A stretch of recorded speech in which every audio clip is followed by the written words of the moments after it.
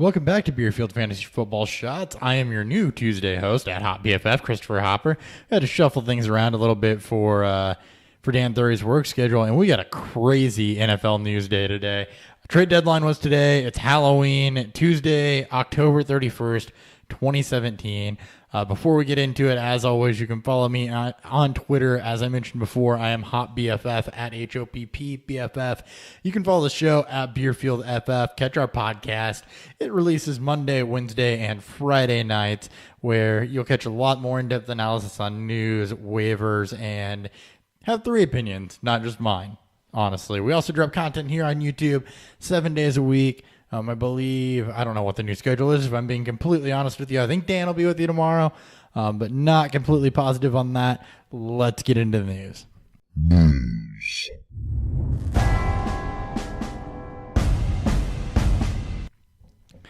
The latest breaking trade that happened, besides the one that was botched that I'll get to later, the Panthers dealt wide receiver Kelvin Benjamin to the Buffalo Bills for draft picks.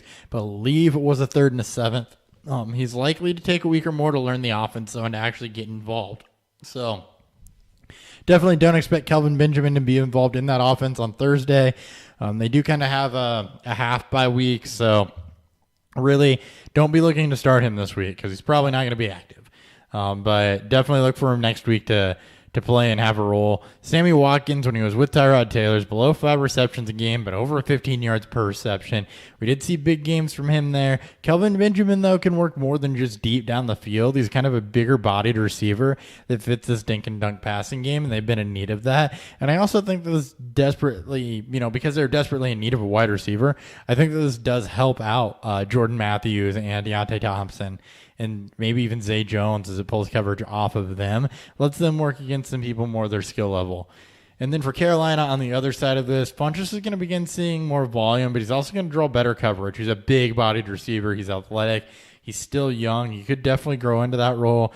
He kind of took another step this year, so if you're a Funchess owner, I think this is good for him overall, especially in plus matchups. And then Russell Shepard is the other one playing out of the slot that I think that this is going to impact, in addition to Ed Dixon, who should see more target volume as him and Cam build a rapport. But blockbuster trade there. Switching gears before I go to another blockbuster trade, we got Zeke news. Maybe.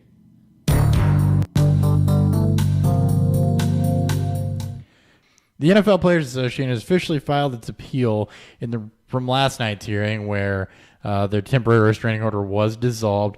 So they want a ruling by 7 o'clock Eastern tomorrow for a stay pending an appeal, which would allow Zeke to play in Week 9.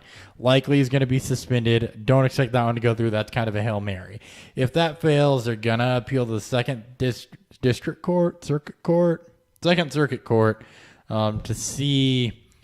to try and get another injunction placed, I believe. I'm not an attorney, obviously. But this saga is not over yet. There is still hope that he plays again this season. As of right now, he would be back Week 15. So semifinals of most fantasy football playoffs, unless you've got playoff in Week 17 and you're weird. So definitely keep an eye on this saga. As far as what does this mean for Dallas backs, as of right now, Jerry Jones has come out and said Alfred Morris is expected to start. Darren McFadden's going to mix in. Also, Rod Smith will see some playing time, and he looked really good in the preseason. But Alfred Morris and Run DMC are going to be the guys to pick up there.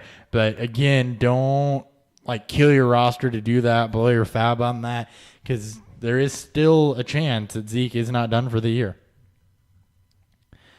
Dolphins have traded running back Jay Ajayi to the Eagles for a 4th-round pick. This is kind of the other big news in addition to the Garoppolo trade, which Nick covered last night, so go check that out.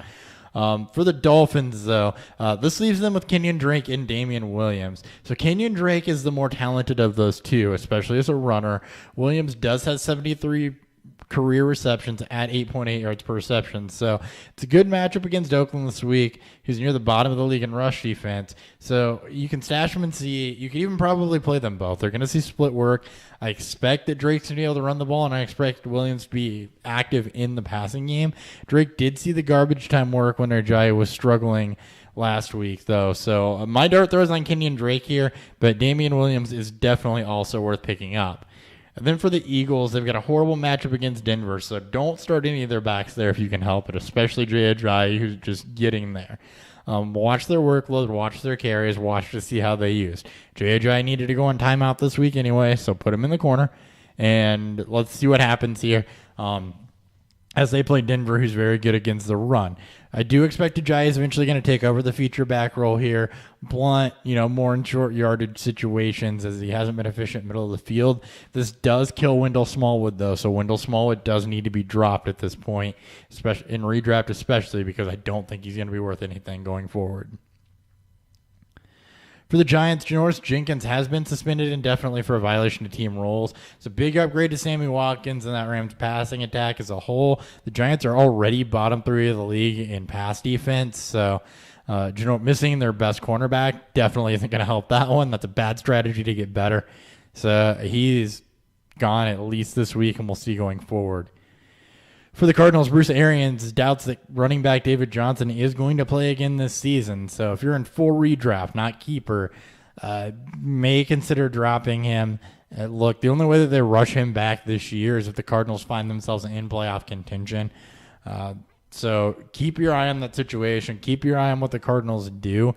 But he is not expected to be back this season, especially if they fall further out.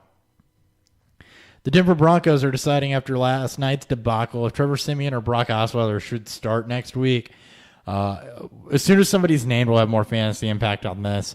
I don't want to go too much into it on already what's going to be a longer episode than normal because of all the news today, but just know that Trevor Siemian is not guaranteed to start in Week 9 or Week 10. Week 10. Whatever week we're going into after this week. I don't remember. It's been a long day.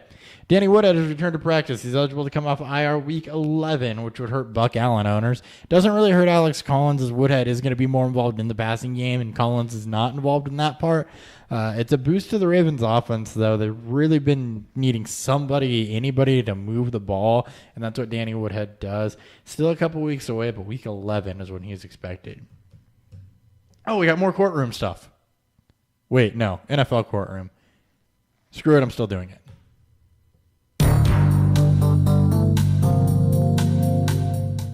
Josh Gordon is in the NFL offices in New York waiting for a ruling on his reinstatement. So he's expected to meet with them tomorrow, and his reinstatement could be coming very, very soon. Cleveland does still own his rights. There was some rumors that they might try to trade him before the trade deadline. That did not happen, but Josh Gordon is nearing reinstatement. Martavis Bryant will be part of the Steelers' Week 10 game plan. How much he's used remains to be seen. This affects Eli Rogers. It's going to take him off the field. It's not going to take Juju off the field, but he should be involved again. He's still not fantasy ownable, though, in my opinion. Sean McDermott states Charles Clay is going to have a hard time making it back for Thursday's game with the Jets, so Nick O'Leary is going to remain the starter there. As soon as Clay's back, he's more than playable, but not looking like it's going to happen this week. Chris Hogan's not going to need surgery on his injured shoulder, but he will be out a couple weeks. He's going to be reevaluated after their bye week. In his absence, look to Brandon Cooks to get a little bit higher workload. They spread the ball out pretty evenly, so your normal pass catchers, they might all see another target or two with Hogan out. Cowboys owner Jerry Jones says Alfred Morris is going to be the number one running back while Zeke is suspended. I mentioned this earlier. Don't want to go into it again, but Jerry Jones did officially come out and say that. Jeremy Curley has been suspended indefinitely by the NFL, so this bumps Robbie Anderson up, who was really the only receiver seeing consistent targets anyway. Also a little bit of a bump to Jermaine Kearse. Curley wasn't heavily involved, but he was somewhat involved there. So he is suspended indefinitely. For the Seahawks, safety Earl Thomas is a long shot to play Sunday. This is a big upgrade to Vernon Davis. Jordan Reed's not going to play. It's already essentially been announced. So without Earl Thomas there, this is going to be really good over the middle of the field. Vernon Davis has been useful anyway. He's out on waivers, so go pick him up, especially if you need a bye week fill-in. In San Francisco, C.J. Beathard is expected to start Week 9 against the Cardinals, so this week it's still going to be Beathard. After that, we'll see. They could opt to go Garoppolo against the Giants, or they could hold out for the bye week to give him another week to get ready, but it's not going to be Garoppolo this week, so make sure if you're rushing to pick him up off of waivers that you've got another option.